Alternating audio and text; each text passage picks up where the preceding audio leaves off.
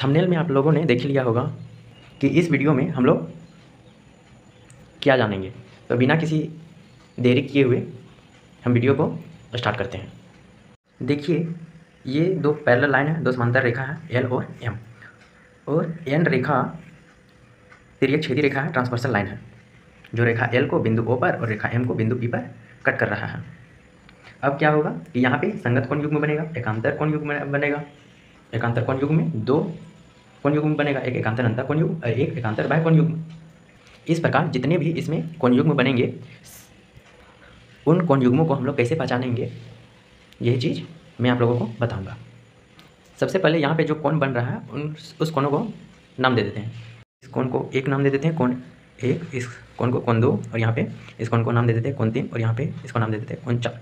इसी प्रकार यहाँ पे नाम दे देते हैं इस कोण को कोण पाँच, यहाँ पे इस कोण को कोण छः, और यहाँ पे जो कोण बन रहा है उसको कोण सात, और यहाँ पे जो कोण बन रहा है उसको कोण आठ नाम दे देते हैं। अब यहाँ पे संगत कोण युग्म यानी कि कोरस्पॉन्डिंग एंगल्स को यहाँ पे पहचानने का तरीका देखेंगे कि कैसे पहचानेंगे। मैंने बताया था पिछला वीडियो में कि यहाँ पे संगत कोण युग्म बनता है कोण एक और कोण पाँच मिलकर, उसी प्रकार कोण दो और छः मिलकर संगत कोण युग्म बनता है। ठीक उसी प्रकार कोण तीन और कोण सात मिलकर और कोण चार और कोण आठ मिलकर संगत कोण युग्म बनाते हैं। संगत कोण युग्म जो होता है वो एफ आकृति का होता है। ठीक है, जैसे कि कोण एक और कोण पाँच को देखेंगे तो ये कैसे दिखेगा, ये ऐसे दिखेगा। ये लाइन है तो इसको ऐसे खींच देते हैं, ये लाइन खींच दी है यहाँ पे। उसके बाद एक कोण ये पाँच है तो यहाँ से एक कोण ऐसे ये क्या बना रहे हैं, ये कोण पाँच बना दे रहे हैं, और ये कोण छः तो यहाँ पे एक लाइन खींच के यहाँ पे इसको कोण एक नाम दे देते हैं। ठीक है, तो देखिए ये एफ जैसा दिख रहा है, ये इसे एफ जैसा दिख रहा है, ये वाला कोण एफ जैसा दिख रहा है। तो संगत कोण युग्म में कोण कैसे दिखता है, एफ की आकृति बनाता है इसमें। उसी प्रकार कोण दो और कोण छः को देखिएगा तो ये कुछ ऐसे बनेगा। ये लाइन है तो इस लाइन को हम यहाँ पे खींच देते हैं, ये यहाँ पे लाइन खींच दिया। फिर कोण छः को बना लेते हैं। कोण छः कैसे बनेगा, ये कोण छः हो गया, उसे और कोण दो यहाँ से बनेगा, ये कोण दो हो गया। ये कैसे आकृति बनाया, ये कुछ इस एफ की आकृति का बनाया। कोण तीन और कोण सात को देखिएगा, कोण तीन और कोण सात, तो इसका आकृति कुछ ऐसे बनेगा। ये हो जाएगा कोण तीन और ये हो जाएगा कोण सात। कोण चार और कोण आठ, कोण चार और कोण आठ का आकृति आप खुद से बना के देख लीजिए, एफ की आकृति ही आएगा उसमें भी। यहाँ पर आप लोग और एक चीज़ ध्यान दीजिए कि यहाँ पे देखिएगा तो कोण एक, कोण तीन, कोण पाँच और कोण सात ये तिर्यक रेखा की ट्रांसवर्सल लाइन की एक ही ओर का कोण है। जैसे ये ट्रांसवर्सल लाइन है, इसका एक साइड का कोण कौन सा बन रहा है, एक कोण एक बन रहा है, कोण तीन, कोण चार और कोण सात बन रहा है। और दूसरे साइड कौन सा कोण बन रहा है, एक कोण दो बन रहा है, कोण चार बन रहा है, कोण छः बन रहा है और कोण आठ बन रहा है। यानी कि हम यहाँ से लिख सकते हैं कि तिर्यक रेखा के एक ही ओर के कोण एक, कोण तीन, कोण पाँच और कोण सात, या कोण चार, कोण दो, कोण चार, कोण छः और कोण आठ। इतना समझ में आ गया। अब आगे यहाँ पे कोण तीन और कोण पाँच को तिर्यक रेखा के एक ही ओर का अंतः कोण कहा जाता है। ट्रांसवर्सल लाइन का सेम साइड का इंटीरियर एंगल कहा जाता है। यानी कि हम लिख सकते हैं तिर्यक रेखा के एक ही ओर के अंतः कोण तीन और कोण पाँच। इसी प्रकार दूसरे साइड में क्या हो जाएगा, कोण चार और कोण छः हो जाएगा। और एक पॉइंट कि यहाँ पे कोण एक और कोण सात को तिर्यक रेखा के एक ही ओर के बाह्य कोण कहा जाता है। यानी कि ट्रांसवर्सल लाइन का सेम साइड का एक्सटीरियर एंगल कहा जाता है कोण एक और कोण सात को। इसी प्रकार दूसरे साइड में क्या हो जाएगा, कोण दो और कोण आठ हो जाएगा। ये कोण तिर्यक रेखा के एक ही ओर स्थित है और बाहर में है। कोण एक और कोण कहाँ है, बाहर में है, पैरेलल लाइन के अंदर में नहीं है। पैरेलल लाइन के अंदर में रहता तो क्या हो जाता, अंतः कोण हो जाता, जैसे कि कोण तीन और कोण पाँच था। लेकिन कोण एक और कोण सात पैरेलल लाइन के बाहर में है, एल के बाहर में है, ये ऊपर चल गया पूरा बाहर और ये एम के नीचे आ गया पूरा बाहर। इसलिए इसको कहते हैं तिर्यक रेखा के एक ही ओर के बाह्य कोण। बाह्य मतलब बाहर वाला कोण। इंग्लिश में बता दिए हैं, ट्रांसवर्सल लाइन का सेम साइड का एक्सटीरियर एंगल्स। इसको लिख भी दिए हैं, तिर्यक रेखा के एक ही ओर के बाह्य कोण, कोण एक और कोण सात, या तो हम कह सकते हैं कोण दो और कोण आठ। इतना समझने के बाद अब आगे मैं आप लोगों को एकांतर अंतः कोण युग्म समझने का तरीका बता देता हूँ। तो देखिए एकांतर अंतः कोण चार और कोण पाँच मिलकर बनाता है, एक चार और कोण पाँच मिलकर बनाता है, और एक जोड़ा कोण तीन और कोण छः भी मिलकर एकांतर अंतः कोण बनाता है। ठीक है, इसमें हम लोगों ने देखा था जब कोण एक और कोण पाँच को बनाए थे, या कोण दो और कोण छः को बनाए थे, जितना भी कोणों का जोड़ा है इसमें कोण युग्म है, सभी का जोड़ा का आकृति बनाए थे तो वो एफ आकृति का आया था। यहाँ पे जब बनाएंगे इंजोड़ा का आकृति तो वो कैसे बनेगा वो हम देखेंगे। यहाँ पे देखिए कोण 4 और कोण 5, इसका जो आकृति बनाएंगे जब इसका आकृति तो वो कैसे बनेगा। देखिए ये कोण 4 वाला ये रेखा हो गया, फिर इसके बाद ये रेखा आ जाएगा इधर, उसके बाद ये फिर कोण इधर 5 बन जाएगा, ये इधर चल गया इसे। ये एल वाला लाइन है और ये एम वाला लाइन है। ये कोण यहाँ पे 4 है और ये वाला कोण यहाँ पे 5 है। तो देखिए एकांतर अंतःकोण युग्म जेड के आकृति का बना रहा है। जेड ऐसे होता है तो यही दोनों कोण है यहाँ पे। उसी प्रकार कोण 3 और कोण 6 को बनाएंगे। कोण 3 और कोण 6 ये दोनों एकांतर अंतःकोण है। इसका आकृति बनाएंगे तो वो कैसे बनेगा। तो ये देखिए ये ऐसे हो गया और ये ऐसे चल गया।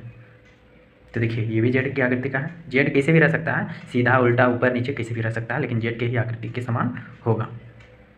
ये यहाँ पे कोण 3 है और यहाँ पे कोण 6 है।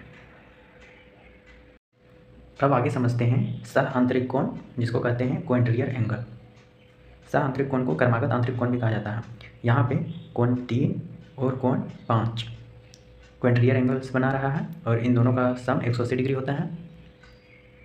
उसी प्रकार कोण 4 और कोण 6 को इंटीरियर एंगल्स बना रहा है और इसका सम भी 180 डिग्री होगा। इसको कैसे पहचानेंगे तो देखिए कोण 3 और कोण 5 का आकृति बनाएंगे तो वो कैसे बनेगा। देखिए ये कुछ ऐसे बन गया, ये कोण 3 हो गया और ये कोण 5 हो गया। तो देखिए इसका आकृति सी जैसा बना। इसी प्रकार कोण 4 और कोण 6 को बनाइएगा तो ये भी सी जैसा बनेगा। ये ऐसे आ जाएगा, ये ऐसे, ये यहाँ पे कोण 4 हो गया और ये कोण 6। तो देखिए ये ऐसे बन गया। सी की आकृति में ही बनेगा, चाहे सी कैसे भी हो, सीधा उल्टा हो, ऊपर हो, नीचे हो, तो ये ऐसे भी बनेगा। इसको हम ऐसे भी कहते हैं कि तिर्यक रेखा के एक ही ओर के अंतःकोणों का योग 180 डिग्री होता है। ये तिर्यक रेखा है, तिर्यक रेखा के एक ही ओर के अंतःकोण यहाँ पे एक ही ओर का अंतःकोण क्या हो जाएगा, कोण 3 और कोण 5, और इन्हीं का सम कितना हो जाएगा, एडिशन इन्हीं का कितना हो जाएगा, 180 डिग्री हो जाएगा। उसी प्रकार इधर क्या हो जाएगा, कोण 4 और कोण 6 हो जाएगा तिर्यक रेखा के एक ही ओर का अंतःकोण, और इसी का सम क्या हो जाएगा, 180 डिग्री। यहाँ पे भी लिख दिए हैं, यहाँ पे भी तिर्यक रेखा के एक ही ओर के अंतःकोण कोण 3 और कोण 5, कोण 3 और कोण 5, और कोण 4 और कोण 6, कोण 4 और कोण 6। अब यहाँ पे देखिए, यहाँ पर रेखा x और रेखा y यानी कि लाइन x और लाइन y दोनों समांतर है, दोनों पैरेलल है, और z रेखा प्रतिच्छेदी रेखा है, तिर्यक रेखा है यानी कि ट्रांसवर्सल लाइन है, जो रेखा x को बिंदु q पर और रेखा y को बिंदु r पर काटती है।